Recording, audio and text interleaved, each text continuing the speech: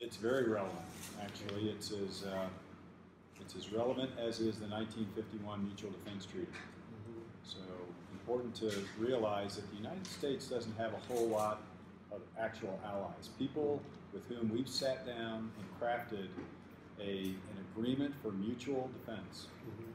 In the Pacific Command area of responsibility, we only have 5. It's the biggest area of responsibility on the planet. We only have 5. Philippines is one of those countries, and we take that obligation seriously.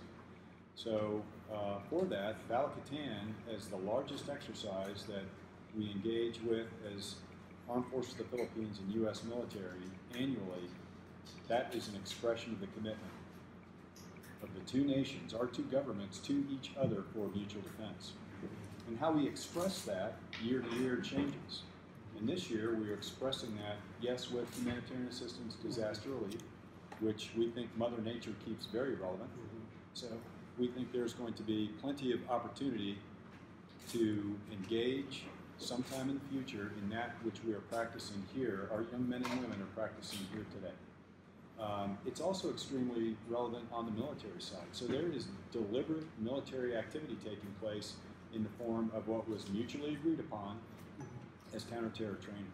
And so we've got Philippine Army and U.S. Army training up at Fort Magsaysay right now. We've got Philippine Marine Corps and U.S. Marine Corps training down at Ternate and Cavite right now on military operations.